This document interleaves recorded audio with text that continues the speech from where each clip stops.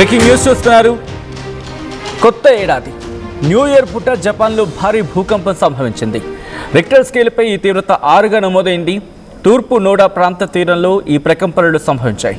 New year వేళ earth క్వేక్తో భయంతో జనాలు పరుగులు తీశారు. డిసెంబర్ 8న 7.5 తీవ్రతతో కంపించింది భూమి. రీసెంట్గా వచ్చిన ఆ భూకంపానికి భూ ప్రకంపనలకు సంబంధించిన వీడియోస్ని అట్ ద సేమ్ టైం ఫుటేజ్ని మీరు చూడడం జరుగుతుంది. ఆర్టీవీ స్క్రీన్ మీద వరుస భూకంపాలతో జపాన్ వాసులు వణికిపోతున్నారు, భయపడిపోతున్నారు. ఆ దృశ్యాలు మీరు చూడడం జరుగుతోంది. ఇప్పటికీ ఆ ఆఫ్టర్ షాక్స్ అనేవి ఇంకా కంటిన్యూ అవుతున్నాయి. ఇప్పటికీ దాదాపుగా సిస్మిక్ ఇంటెన్సిటీ గురించి మాట్లాడుకున్న సందర్భంలో అక్కడ ఇంకా కంటిన్యూ అవుతోంది. 7:52 అంటే మన స్థానిక కాలమాన ప్రకారం అక్కడ వచ్చింది. దాంతోపాటు 7:41 వచ్చింది. ఆఫ్టర్ షాక్స్ అనేవి ఇంకా కంటిన్యూ అవుతూనే ఉన్నాయి. నిన్న సంభవించింది. వాళ్ళు 5.7 తీవ్రత అంటూ వాళ్ళ జపాన్ మెట్రలాజికల్ డిపార్ట్మెంట్ చెబుతున్న సందర్భం. ఇక దాంతోపాటు వాళ్ళకి ఇంకా చెప్పాలంటే నిన్నంతా కూడా వాళ్ళకి ఈ భూకంపాలు కంటిన్యూ అయ్యాయనే చెప్పుకోవచ్చు. సో ఒక్కసారిగా అక్కడ సిచ్యువేషన్ మారిపోయిన పరిస్థితి. ఏ స్థాయిలో అక్కడ భూకంపం సంభవించిందంటే నిన్న డేటా కనుక తీసుకుంటే 3.6 తీవ్రత, 4.8, 4.4, 3, 2.9, 4.1, 3.1, 2.7, 5.7, అత్యధికంగా 5.7 అంటే దాదాపు 6 అనుకుంటున్నమాట అది. అలాగే 3.9, 3.9, 4.8 అంటే దాదాపుగా 11 సార్లు నిన్న వాళ్ళకి భూకంపం సంభవించింది. జపాన్లో నిన్న ఒక్కరోజే 11 సార్లు భూకంపం సంభవించింది. మరి ముఖ్యంగా ఒషిమా ఐలాండ్కి సంబంధించి అమామి ఒషిమా ఐలాండ్ ఆ ప్రాంతంలో దానికి ఆనుకొని ఉన్న ప్రాంతంలో భూకంపం సంభవించింది. దాంతోపాటు off the coast of Iwate prefecture ఇక్కడ కూడా, దాంతోపాటు కుమవాటో ప్రిఫెక్చర్ దగ్గర అసవో రీజన్, అలా కొన్ని ప్రాంతాలకు సంబంధించి మాట్లాడుకున్న క్రమం.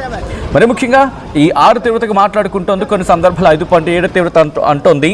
అది off the coast of Iwate prefecture అని చెప్పి అక్కడ జపాన్ వాతావరణ శాఖ చెబుతుందంటే అర్థం చేసుకోవచ్చు ఏ స్థాయిలో అక్కడ భూకంపం సంభవించి ఉంటుందనేది. ఇప్పటికీ దీని మీద పూర్తిగా వాళ్ళు అలర్ట్ని అయిన సందర్భం. ఎందుకంటే ఒకవేళ 6 తీవ్రత లేకపోతే కొన్ని ప్రాంతాల బట్టి ఆ సునామీ హెచ్చరికల తీవ్రత గురించి కూడా మాట్లాడుకుంటూ ఉంటారు.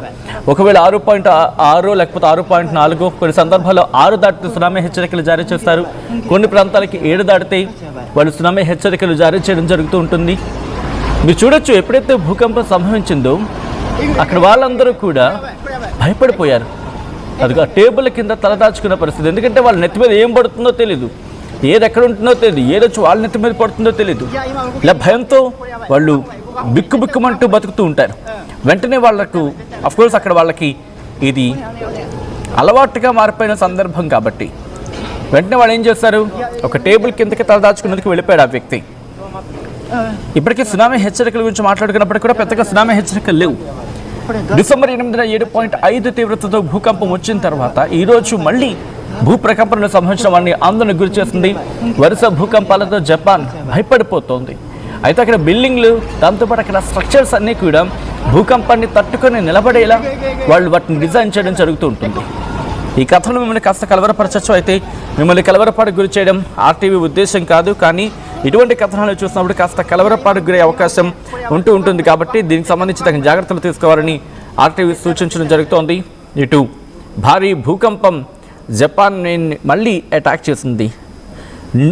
ఇన్ఫ్యాక్ట్ చెప్పాలంటే న్యూ ఇయర్, కొత్త ఏడాది పూట ఈ భారీ భూకంపం వాళ్ళందరినీ ఒక్కసారిగా భయభ్రాంతులకు గురి చేస్తుంది. కొద్దిసేపట్లో ఇక న్యూ ఇయర్ సెలబ్రేషన్స్ చేసుకుందాం అనే టైంకి భూకంపం రావడం మీరు చూడొచ్చు. అదిగోండి, మీరు చూస్తే మ్యాగ్నిట్యూడ్ 6గా చెబుతున్న భూకంప తీవ్రతకు సంబంధించి ఐవేట్ ప్రిఫెక్చర్కి చాలా దగ్గరలో ఉంది అది. దాంతోపాటు హషినోహే అలాగే ఒబిహిరో ఆ ప్రాంతాలకు కాస్త దూరంగా ఉన్నప్పటికీ కూడా దీని ప్రభావం ఎక్కువగా ఐవేట్ ప్రిఫెక్చర్ ఆ ప్రాంతాల మీద ఉంది. ఒషు అలాగే అకిటా ఆ ప్రాంతాలకు సంబంధించి మాట్లాడుకుంటున్న క్రమం. న్యూ ఇయర్ వేళ జపాన్లో భూకంపం సంభవించింది. జపాన్లోని నోడా ప్రాంతాల్లో భూ ప్రకంపనలు సంభవించాయి. రిక్టర్ స్కేల్పై దీని తీవ్రత 6గా నమోదైంది. ఈ విషయాన్ని United states geological survey certify చేసిన పరిస్థితి. అంటే United states of geological survey చెప్పుకొచ్చింది. 19.3 కిలోమీటర్ల లోతులో భూకంప కేంద్రం గుర్తించినట్లు చెప్పుకొచ్చింది. అయితే ఈశాన్య జపాన్లోని కుజీపట్నంలో భూకంపం సంభవించింది గత కొద్ది రోజుల క్రితం. దాని తీవ్రత 6.7గా నమోదైందని మనం మాట్లాడుకున్నాం. అయితే జపాన్లో న్యూ ఇయర్ వేళ భూకంపం సంభవించడానికి వాళ్ళని ఒక్కసారిగా భయభ్రాంతులకు గురి చేసింది. న్యూ ఇయర్ రోజు భూప్రకంపనలు సంభవించడంతో వాళ్ళందరూ ఆందోళన వ్యక్తం చేసిన సందర్భం. సో వెంటనే ఎప్పుడైతే భూకంపం సంభవించిందో దగ్గరలో వాళ్ళకి సమీపంలో ఉన్న ప్రాంతాలకు వెళ్ళిపోయి వాళ్ళు తలదాచుకునే ప్రయత్నం చేశారు. ఈ షాప్స్లో ఉన్న వాళ్ళు ఆ టేబుల్స్ ఉంటాయి కదా, టేబుల్స్ కిందకి చేరుకొని వాళ్ళు కాపాడుకునే ప్రయత్నం చేశారు. జపాన్లో భూకంపం సంభవించింది. ఇదే అంశానికి సంబంధించి యుఎస్ జియోలాజికల్ సర్వే ధృవీకరించింది. 6 తీవ్రతతో భూకంపం సంభవించిందని చెప్పి చెప్పుకొచ్చింది. ఈ నెల 8వ తారీఖున జపాన్ తూర్పు తీరంలో 7.5 తీవ్రతతో భూకంపం సంభవించింది. ఆ సమయంలో సునామీ హెచ్చరికలు జారీ చేశారు. వేలాది మందిని సురక్షిత ప్రాంతాలకు తరలించారు. ఆ తర్వాత మళ్ళీ 12వ తారీఖున కూడా గత నెల 12వ తారీఖున కూడా 6.7 తీవ్రతతో మరోసారి భూకంపం సంభవించింది. అప్పుడు కూడా ఆ తీవ్రత గురించి మాట్లాడుకున్న సందర్భం. సో ఇది ప్రస్తుతం జపాన్కి సంబంధించి మాట్లాడుకున్న క్రమంలో ఒక్కసారిగా భూకంపం అక్కడి ప్రజలని భయభ్రాంతులకు గురి చేసింది.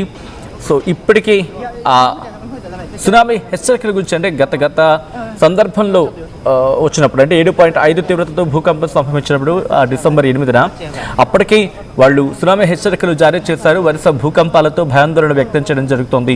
జపాన్ వాసులు న్యూ ఇయర్ వేళ ఎర్త్ క్వేక్ వాళ్ళని భయపెట్టింది. దానికి సంబంధించి విజువల్స్ మీరు చూస్తున్నారు. ఎందుకంటే అక్కడ టెక్టానిక్ ప్లేట్ మూవ్మెంట్ గురించి మాట్లాడుకుంటూ ఉంటారు. సాధారణంగా అక్కడ సాధారణం చెప్పుకోవాలి అక్కడ భూకంపాలు అనేవి. ఎందుకంటే ఆ డేటా నేను మీకు చెప్పే ప్రయత్నం చేస్తాను కొద్దిసేపటి క్రితం.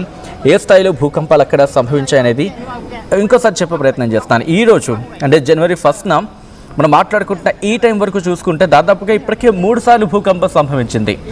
అది కూడా కరెక్ట్గా 7 నుంచి 8 ఆ టైంలోనే దాదాపుగా 4 తీవ్రతతో భూకంపం సంభవించిందంటే అర్థం చేసుకోవచ్చు. ఇది భూకంపం అంటారా, భూప్రకంపన అంటారా, what ever it may be.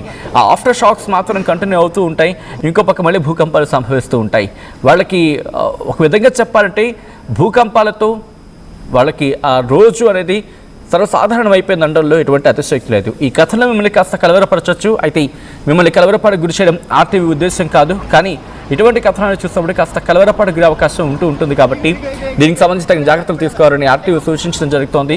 This is distributing content వేరే డిస్క్రిప్షన్ ఇస్ హైలీ అడ్వైజ్డ్. いや今動けんこれやばい動かんほうがいい絶対動かんほうがいい絶対やばいおねいや動いたらダメ絶対ダメ今ちょっとよやばいマジやばいこれガチやばいこんな強いのなかったのにやばいこれ本気でやばいガチやばい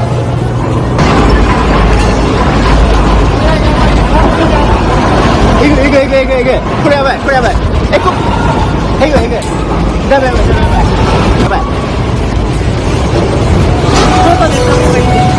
いや今動けんこれやばい動かんほうがいい絶対動かんほうがいい絶対やばいおねいや動いたらダメ絶対ダメ今ちょっとよやばいマジやばいこれガチやばいこんな強いのなかったのにやばいこれ本気でやばいガチやばい